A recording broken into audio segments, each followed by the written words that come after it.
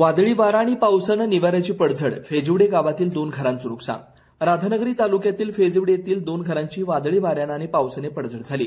गणी राऊत, बाळू याकूब नावळेकर यांच्या निवाऱ्याची म्हणजे घराचं नुकसान झालंय. या नुकसानीची धनंजय महाडिक युवा शक्तीचे युवा पदाधिकारी जहीर नावळेकर व लोकनियुक्त सरपंच प्रतिभा कासार यांनी पाहणी केली. गरीब कुटुंबाचं निवाऱ्याचं नुकसान झाल्याची पाहणी लोकप्रतिनिधींनी केली आणि नुकसानग्रस्तांना आर्थिक मदत मिळवून देण्याचा दिलासा युवा नेते जहीर नावळेकर व लोकनियुक्त सरपंच प्रतिभा कासार यांनी दिला.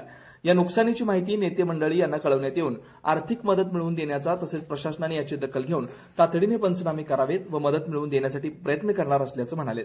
यावेळी भरत कासार, निसार नावळेकर, सईद नावळेकर, आयान नावळेकर, मोईन नावळेकर, रेहान नावळेकर, मंगल दत्तात्रय गुरव, जहीर भैया फ्रेंड सर्कलचे अनेक कार्यकर्ते उपस्थित होते. अन्वेषण लाईव्ह न्यूजसाठी राधानगरीहून उपसंपादक अरविंद पाटील. मंगल दत्तात्रय गुरव, आम्ही गरीब आहे. आम्हाला शासनानं काही मदत केलेली नाही.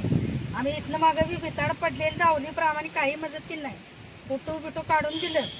आमचं कोण मिळवत नाही आहे. आम्ही घरातच आहे आता.